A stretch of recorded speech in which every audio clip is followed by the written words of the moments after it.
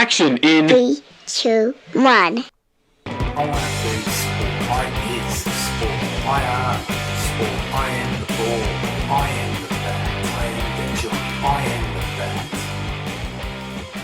G'day World Wide Web, Lou Dub with another edition of Personal Best. Yeah, g'day World Wide Web. We are here for our second ever live stream, and the purpose of today's transmission is to preview for you the Brisbane Cup over 2 miles.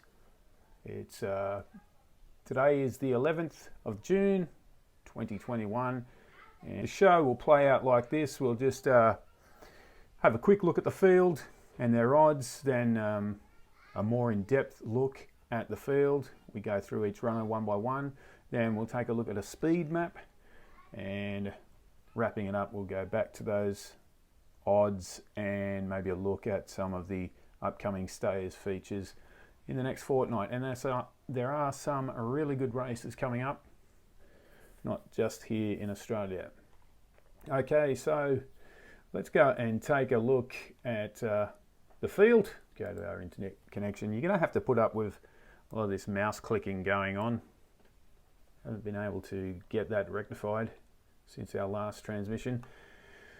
Okay, so let's start off with number one, the top weight. It is Carif, trained by Peter and Paul Snowden. Brimham Rocks, number 2. Rondinella, the Kiwi, who we saw run second in the Sydney Cup not too long ago. There's Knight's Order, coming off a last start win. Lord Belvedere, who I've followed recently, and he's let me down quite a bit and really hasn't come back to what we saw him show last year around the early spring. Romakash, number 6, the rank outsider, and Sweet Thomas, the 9-year-old. Wow. Good luck, Sweet Thomas. He has won over 2 miles, so I shouldn't be mocking him, and I wasn't really. I wouldn't do that. Okay, before we go on to talk about the race, the runners in depth, we'll just go through a little bit of history, and I'm going to run off script here. The history of the Brisbane Cup. It's a race that's been around since the 1860s, so almost as old as the Melbourne Cup. Most of its history, it was run over 2 miles, but there's been a short period between 2007 and up to 2019 where the race was run over 2,400 metres. That's a mile and a half for those in the old wordage. And a couple of times actually it's been run over 2,200 metres. 200 metres, yeah. So the Brisbane Cup this year is back to 2 mile format, and I say thank God for that, although Glenn Boss was recently in the news. And just looking at our connection here, we may have some trouble with our connection. Anyway, the best Melbourne Cup related performance in recent history was that of Viewed, who went on to win the 2008 Melbourne Cup after winning the Brisbane Cup the same year. And although we must remember that was in the period where it was run over 2,400 metres. And prior to that, there was Yippee-I-O, who won the Brisbane Cup in the year 2000 before running second in Brew's Melbourne Cup.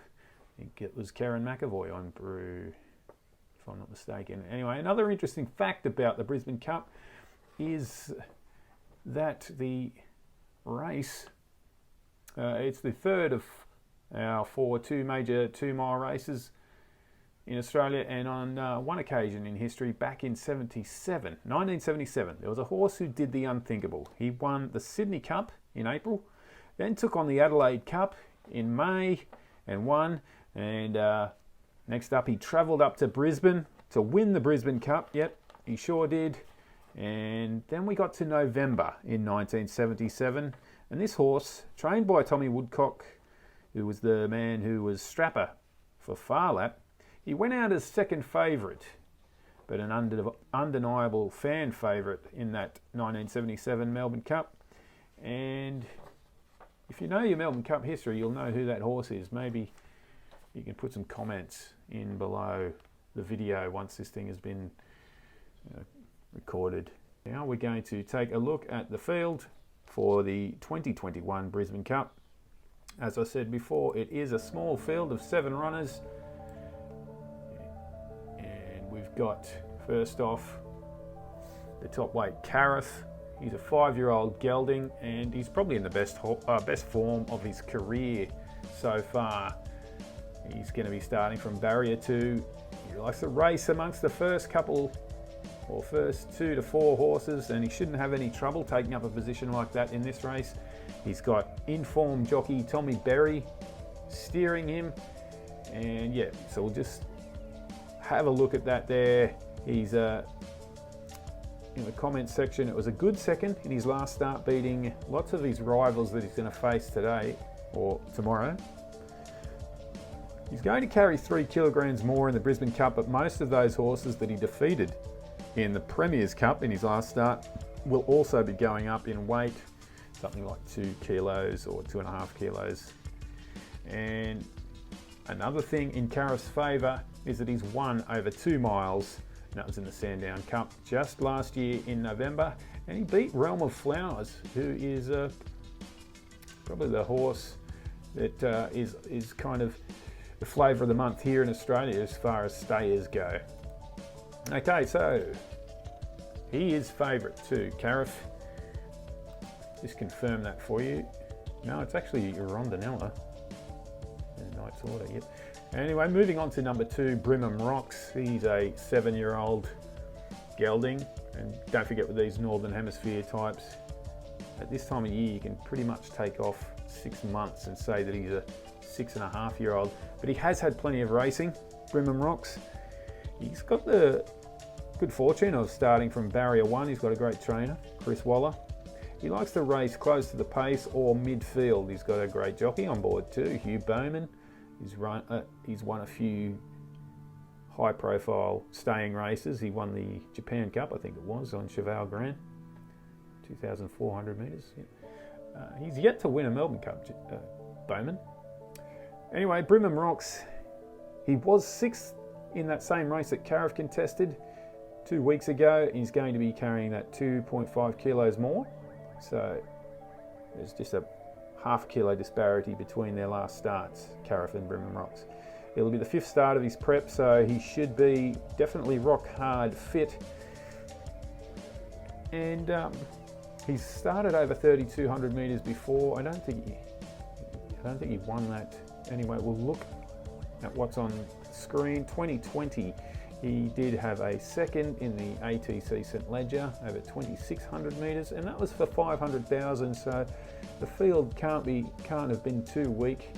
He was carrying a decent weight, and he was also 3rd in the Hotham, right at the peak of Australia's spring last year. Carried 60 kilos in that, so the weight is not an issue. I just don't know if Brimham Rocks has much scope for improvement, what we've seen from him already. And by the way, we're expecting a good 4 tomorrow at Eagle Farm, where the race is being held. Okay, next up is the horse that I just said to you was favourite along with Knight's Order. This is Rondinella.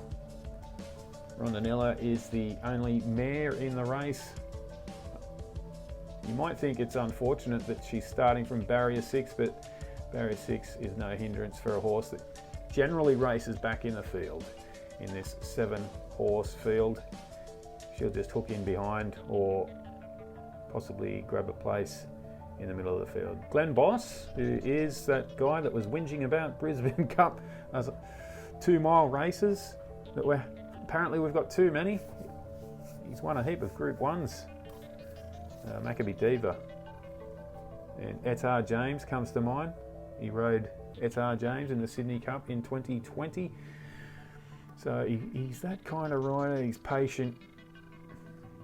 So these 2-mile races actually suit him. Obviously, he wasn't talking out of his own interest. So Rondinella, it's been in racing since February of this year. That impressive 2nd in the Group 1 Sydney Cup. Did carry a pretty light weight. It was around 50 kilos. The most recent run was 4th in the Premier's Cup. You know, we're going to take a look at that replay. Might help you all. And in my personal opinion, I thought Rondinella had plenty left in the tank as they finished or crossed the line in that 2400 metre Premier's Cup. Okay, moving on to number 4, the other one that's high in the betting, it's Gai Waterhouse's Knight's Order. He is a 6-year-old gelding, but from the Northern Hemisphere, we can say he's just 5.5 and pretty much at the peak of his racing career. He's got barrier 5, likes to lead or be on pace, so he'll definitely be looking to get forward from that wider barrier. And keep in mind that we've got about 200 metres before the first turn here. Knight's Order won his last start. It was the Winter Cup, a listed race over 2,400 metres at Rose Hill, and that was just last week, so he's coming off that, a short backup. He had 53.5 kilos, now he's going to carry 2 kilos more. He beat inferior opposition. It was about 1.5 here at official information was 1.66 lengths. So the track was soft 6, and also in his previous best result here in Australia, when he was able to win the City Tats Cup over 2,400 metres, the track was also a soft 6. So that may be something that people are forgetting about Knight's Order. Or perhaps I haven't looked deep enough into his form back in the UK. Okay, now to Lord Belvedere, a horse that probably cost me a bit of money over the last of his, like he's had 3 starts. I would have bet on him twice. I ditched him for that Premier's Cup, lost money on La Don de Vie instead. Lord Belvedere is a 7-year-old gelding, Northern Hemisphere, starts from barrier 3. Unfortunately, in his last 2 starts, he has been 3 wide, so I don't expect that to happen from barrier 3. He usually settles midfield, but he is capable of mustering some speed early. He's got Jai McNeil on, the Melbourne Cup winning jockey, rode Twilight Payment 2020. So, Lord Belvedere's last start, he was 5th, 3 lengths behind in the Premier's Cup, carrying 54 kilos. He'll carry 1.5 kilos more in tomorrow's race. He looked promising, yeah, this is his history. He's beating Persan in September of 2020 over 2,500 metres at Flemington. And then he failed in his next start, the Bart Cummings, which is the other of the Melbourne Cup qualifying races that we have here, automatic entry, offered to the winner of that race. In his 6 starts since the win over Persan in September of 2020, he has not finished within 3 lengths or placed. So Lord Belvedere, he'll have to turn things around a little bit if he is to win tomorrow. Now we move on to Romakash, the rank outsider of the field. He finished 12th in last fortnight ago, that Premier's Cup, where many of these horses were racing. He had 54 kilos, the 6-year-old gelding. Let's go back to that. He's going to be starting from barrier 7. Trainer is Matt Crop. And this guy does generally settle at the rear or midfield. He's been making a couple of mid-race moves recently. He's been in racing since the 5th of December 2020 without a decent spell. I don't think he's had a break of more than 5 weeks between races. He's had 2 wins in succession in February and March it was. And have a look, those distances were 2,200 metres and 2,400 metres. Since then he's finished well back at similar distances and on all different track surfaces. So really will take some kind of miracle for Romakash to win, and probably be an investigation into the horse if it was to win. And connections. Sweet Thomas is the vintage horse of the field. He's a 9-year-old gelding from the Northern Hemisphere, so you can wind it back 6 months. He's carrying 53 kilos. Excuse me while I take a bit of a drink. The trainer is Matt Smith. He's got pretty good that he's been able to draw Karen McAvoy to ride this horse. winner of at least 3 Melbourne Cups, I think, Garen McAvoy. Yep, he settles at the rear of the field, and this guy, if you've watched horse racing here in Australia and you know about stayers here in Australia, Sweet Thomas, the further the race goes, the closer he gets to winning. His last start was 5th, 3.5 lengths behind Knight's Order in that Winter Cup race at Rose Hill just last week. He's won over 3,200 metres in 2020 for a small prize of 101,000 at Sydney's Metropolitan Track, Rose Hill. It was a heavy 8. He carried 60 kilos though, so he won't know himself tomorrow. His best result since was a 2.7 lengths 4th in the Sandown Cup, which was won by Carif, and that was on a good 3, so it's probably not averse to firm tracks. And as I said before, the further they go, the better for this guy. Maybe he should be over at Royal Ascot next week, contesting the Ascot Gold Cup. But for the time being, we'll take a break and then we'll come back, take a look at a speed map, get a better idea of how this thing is going to play out. The answer to 1984 is 1776.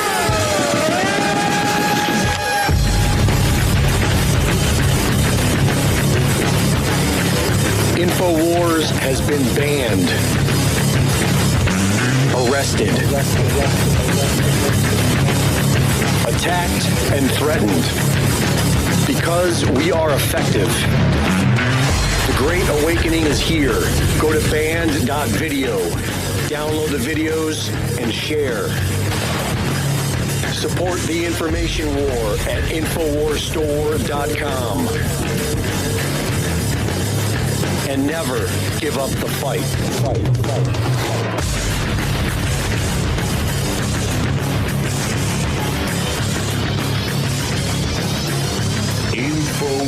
Infowars.com. Yeah, thanks for joining us here on the 11th of June 2021, I think it is. Yeah, tomorrow it's the Brisbane Cup. We're about to go through a speed map, but please, I thank all of you for watching the channel on YouTube and also on BitChute. If more of you could go and subscribe to the channel on BitChute, I'm going to go and take a look at a few race replays during today's show, and I'm going to do that on the BitChute video sharing platform, and hopefully that can encourage a few more of you to not be afraid. Don't be intimidated by BitChute. Okay, so we will take a look at that speed map now. There you go. Okay, now I'm seeing a bit of flickering on screen here in my monitor. I hope you guys aren't getting that at home. Okay, so as we sort of spoke about before in our run through of each of the horses, we saw and spoke about where they like to settle, and there probably aren't going to be any surprises tomorrow in this small field. Knight's Order will take up the running, but one of the questions for me is, in this short dash before the first turn, is he going to have it that easy to cross over and take the lead? Definitely if I'm on board these other runners, Brimham Rocks, Carif, and Lord Belvedere, who are starting inside him, I'm not going to make it that easy, and that he's going to be on the rail immediately on the first turn. Let's get him working 3 wide around that first turn, and don't make it too easy. So on the Racing and Sports website right now, and I really dig their speed maps that they offer and how we can manipulate these to the way that we like. So we can predict our own race pattern. So let's say that, yep, eventually Knight's Order does take up the running. I've got question marks over the horse's ability to run out the 2 miles too. Looking at him finishing that race, the Winter Cup, recently, we're not going to see a replay of that one, but in my personal opinion, he looked a lot like Favourite Moon did when he won in Sydney prior to the Sydney Cup. There's just a certain posture about him. Anyway, for the time being, that is just speculation, isn't it? We'll see tomorrow at around about 1:30 once the race is over. So, look at this speed map, and I'd probably see Rondinella slotting in back there, and not much different to what they've got in front of us. And there's going to be 3 turns in the race.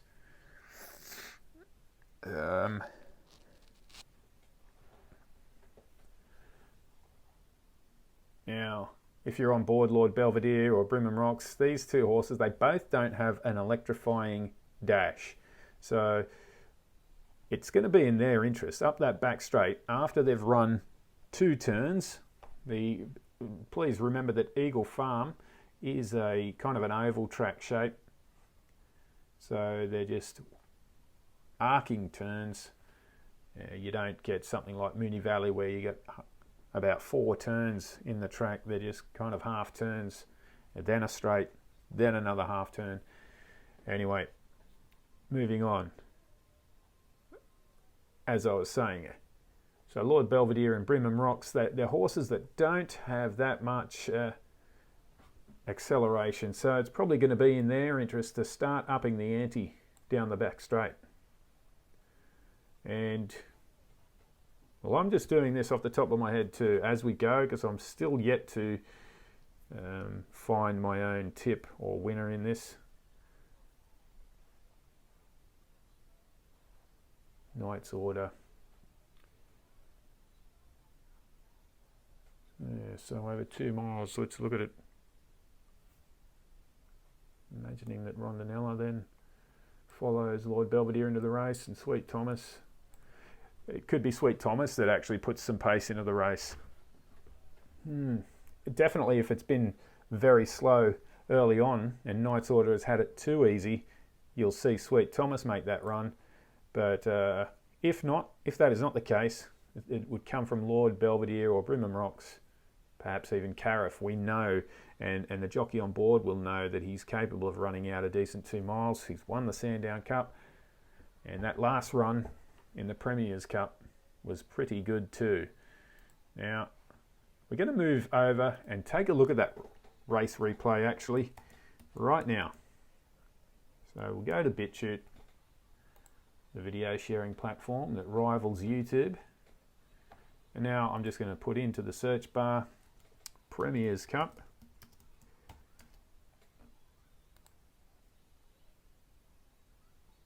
And there you go. You can see the 2020 Premier's Cup. Actually, it looks like that was held in Sydney. Anyway, move to this one. And we'll take a look at this race replay. Please enjoy it with me. 400, away they go. And Ladonda jumped well, Carif also. Avian Fury rolling forward, and Spirit Ridge is right up there as well. Handy is Amadeus. Rondinella went back, and Romakash as well. There's 5 across the track here. We've got Spirit Ridge and Avian Fury the rail. The Donda rolling forward. Southern France coming over from out wide, and Carif up there nice and handy as well. So Spirit Ridge back to 4th, and Avian Fury 5th. Amadeus and Lord Belvedere's out 3 wide again.